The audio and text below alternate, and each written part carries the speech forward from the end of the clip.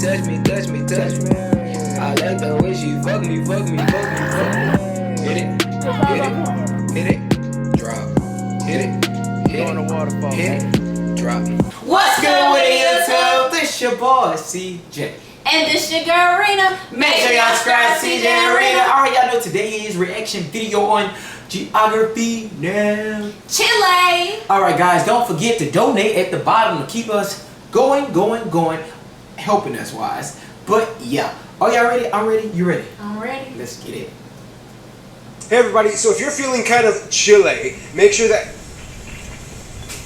Oh shoot, what was that? Whoa, what the heck? Dude, are you serious? Everything's okay. Dude, I can't believe... Whoa. Wonder what that was on the Richter scale. If somebody here was from Chile, they could probably tell us. It's time to learn geography. Hey everybody, I'm your host Barbie. Welcome to Chile, the country Wow. where people really know how to shake things up. But first, let's dissect the flag. The flag of Chile, otherwise known as the Estrella Solitaria, or the Lone Star, is made up of two unequal bands of white and red with a blue square in the upper left hoist side with a single 5-point star in the middle of it. The star commonly represents the guidance towards progress and honor, the blue box represents the sky and ocean, the white band represents the snow-covered Andes and the mountains, and the red stands for... And that's about it. Just make sure you don't confuse this flag with the flag of Texas and you're good to go.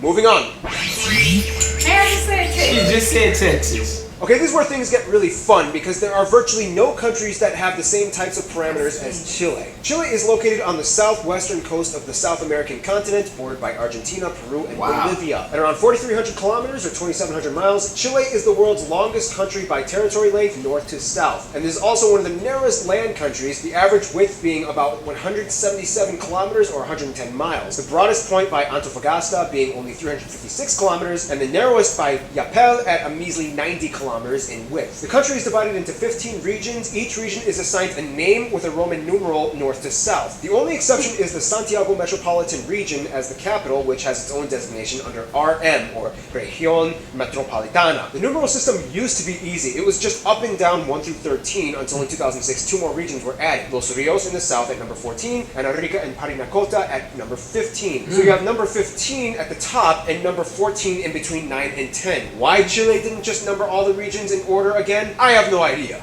Shut up! That's why! The capital is Santiago, located roughly in the upper central area in the country. It's a bustling city with a history that goes back into the 16th century, blending a mix of neoclassical architecture alongside glass skyscrapers and high-rises, like the Gran Torre Santiago Tower at 64 stories, and it is also the tallest building in all of South America. Chile will also tell you that their country is a tri-continental country because they have islands and territories that span across 3 continents. South America, Oceania, and Antarctica, even though the Antarctic Treaty kind of bans anyone from claiming ownership over Antarctica, but hey, Chile does have one of only 2 civilian settlements on Antarctica, Villa Las Estrellas, located on King George Island right off the Antarctic Peninsula. This place hosts about 150 people, mostly military and scientist personnel with their families. The population fluctuates during the winter season when they have fewer residents. Nonetheless, this town has a school for kids, a library, a small hospital, and a post office which offers a rare Antarctic postage stamp. The other territories they have include the Juan Fernandez Archipelago Islands, which includes Robinson Crusoe Island. Small. Yes, people, the island that book was named after, which that guy who wrote it was marooned on. Look guys, I'm just gonna confess, I don't really read a lot of classic literature. I just make it look like I do on this show so that it gives off the illusion that I'm a refined, classy person. Damn, it takes geography! The Desventuradas, or the Unfortunate Islands, are also owned by Chile, although they don't really have much going on for them except there's a small airstrip and naval base on San Felix Island. Then we have Islas Salas, Y Gomez, and Easter Island, located in the far-off remote Pacific, classified as the southeasternmost point of Polynesia, so technically it does belong to Oceania, even though these islands are actually closer to mainland Chile than they are to the rest of Polynesia. Salas y Gomez is uninhabited, boring, and doesn't really have anything. Easter Island is the moneymaker. Easter Island is like the Hawaii of Chile, world famous for being one of the strangest places on Earth with petroglyphs and ancient unexplained moai statues created by the ancient Rapa Nui peoples that adorn the entire island. The country overall has about 2,000 islands, most of which are located in the South Patagonia region where things get pretty crazy. The island islands in the south create an immense clustered labyrinth of cold green rocky fjords and channels, very similar to the ones in the west coast of Canada and Alaska that are hard to access. In fact, if you want to drive south to the rest of Chile, the furthest you can go is on the 7 highway until it cuts off at Villa O'Higgins. That's right, people, O'Higgins. There are Irish people that live here, where the Patagonia ice fields begin, and here you either have to go by boat or fly to any of the other south towns in Chile, like Punta Arenas or Puerto Williams. Remember from the Argentina video? The further south you go in Chile, the crazier things seem to get. Let's explain why in...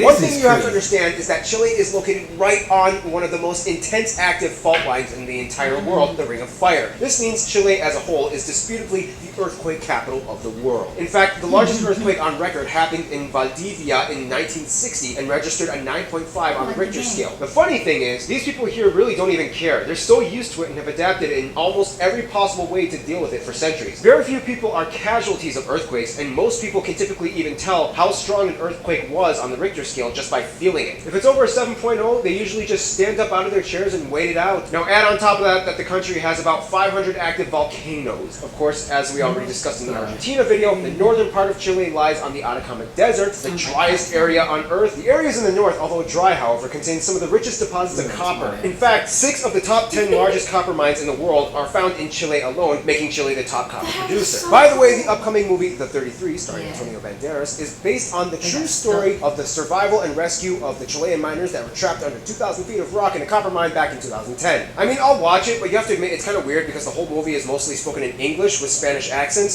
so when it shows in Chile, they'll have to use subtitles for a movie about their own people from their own country. Hollywood! The cool thing though is it does actually rain a few times in the Atacama every decade, and when it does, you get this incredibly rare, beautiful glimpse of the entire desert transformed into a flowering meadow. This phenomenon only happens here and in other places like the Gobi Desert in Saudi Arabia. The further south you go, the greener it gets. Most of the agricultural lands are found in the central regions with the most formidable climates for grain and produce production. The east is completely bordered by the Andes Mountains, with Argentina on the other side, all the way to the bottom of the continent where you can find the Patagonia glaciers and ice fields, making it the coldest place in all of Chile. Or should I say the chilliest part in Chile.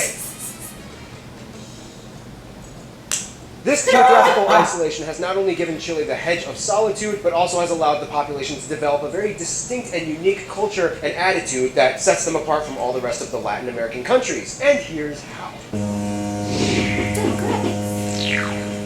Okay, I'm just going to be straight up. Chile is kind of like the California of the South American continent. First of all, the country has just over 18 million people, about 40% You saying everything that they in the capital, Santiago. about to say. Ethnicity-wise, estimates speculate that a little over 50% of the country is white, about 40% are mixed mestizo, and the rest are Amerindian. Of course, Spanish is the official language, however, the dialect is quite different from the rest of Latin American countries. Chileans tend to speak faster, and sometimes they cut off their S's and D's from words, and also they have a whole list of specific Chilean vernacular that you can't find anywhere else. For example, instead of saying cosa, you might hear wea. Instead of hearing fiesta, you might hear the word carete. And depending on the context, the word weon could either mean buddy or something along the lines of stupid little punk. ¿Cómo estás, weon? Versus ¿eres weon o qué? See, the thing is, unlike Argentina, Uruguay, and Brazil, Chile never really got an influx of various European nationalities migrating to their country. Back in the Industrial Revolution times, the only way to get to Chile would be to either cross the Drake Passage, which would take a lot longer than stopping on the east coast of the continent, or you would have to cross the Andes Mountains, which was even more difficult. This means that Chile has a higher concentration of whites that identify with Spain as their source of heritage. Speaking of which, the south central and south areas have a long history of indigenous Mapuche heritage. The Mapuches make up a majority of Chile's indigenous population, and for the longest time, were actually able to fight off the Spanish invaders. Most of Chile's mestizos are descended from the Mapuches, and today they make up a strong population over 1.5 million. Then you have Easter Island, which has a majority of Polynesians that speak their own language, the Rapa Nui, and in the North Deserts you can still find decent populations of Aymara and Quichuas, mostly from Peru and Bolivia, whom by the way believe the land belongs to them. Bolivia still wants that ocean. As one of South America's most stable and prosperous nations, Chile has the highest degree of economic freedom and GDP per capita in the Latin world. Chile's IT and programming sectors have boomed in recent years with high-tech corporations and startups popping up all over, especially in Santiago, making making Chile sort of like the Silicon Valley of South America. Plus, surfing is huge out here. See, it really is like the California of South America. Culture-wise, Chileans will tell you that they are kind of like the outcasts of the Latino countries, and for a number of reasons. The country is known for its illustrative poetry that eventually got them 2 Nobel Prize winners. Cuisine varies from region to region, but one thing Chileans are not short of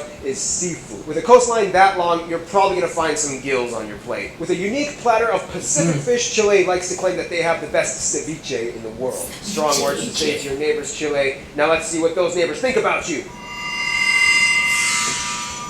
Now here's the thing, historically Chile has had a lot of drama both domestically and abroad. Chile has had more coups d'etats than any other country in the world at around 40. Everything didn't settle down until about the 1970s. On top of that, they've also had wars and scuffles with every single one of their immediate neighbors. Even though Peru and Bolivia do business with Chile out of courtesy, the reminders of the Pacific War still linger on, and overall, they both kind of roll their eyes at Chile. Argentina is the biggest rival of Chile, and even though they have some of the closest economic ties, Chile helped the British in the Falkland War, so Argentina kind of sees them as a little bit of a traitor. And again, don't even get started on the soccer matches. Because of this, Chile has kind of had to branch out and reassess their diplomatic intents abroad. Outside of Latin America, Chile rubs shoulders with the US, Australia, New Zealand, and oddly enough, the UK as well. Back in the Australian gold rush, Chile was a major supplier of wheat and food. Trade began and fully developed within years. The US's relations have grown exponentially since the 80s, and as of 2014, Chile became the only Latin American country to have a visa waiver program entering into the US. Chile and the UK have a strange historical relationship. The British originally wanted to take over Chile and even teamed up with the Mapuches for a while in an attempt to keep the Spanish out. In a sense, the UK has always kept an eye on Chile, even though they never got to colonize it, and to this day, the ripples of that show through their diplomatic engagements. In terms of their best friends, however, Chile might probably say Colombia and Mexico. The countries all share the Pacific Alliance trade bloc. Colombians love moving into Chile and add a delightful warm Caribbean vibe to the otherwise colder atmosphere of the country. In conclusion, Chile may be the skinny, isolated country with lots of stuff going on,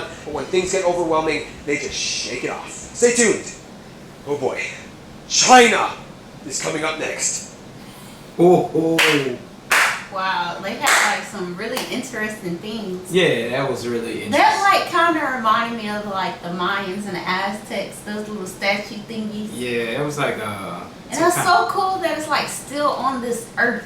Yeah, it's kind of weird that the island is like so small you can't even see it. You got to really look at the map to actually see that. Because yeah, it's like you better be zoomed all the way in on your maps, because that is not something you would just see. Yeah, and some of them places in Chile that you gotta take a boat and a plane. I'm like, I love to take a boat, but you gotta take a plane. I better own a boat. Shucks, that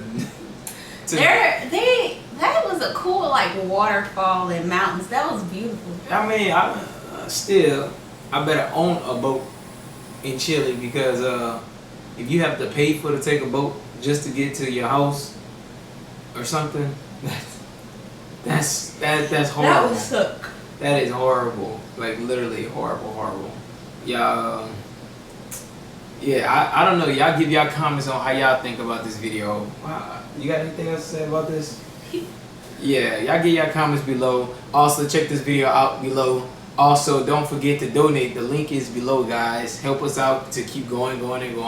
And also, subscribe to CJ and RINA. like always, peace. Bye. I like the way she touch me. I like the way she fuck me.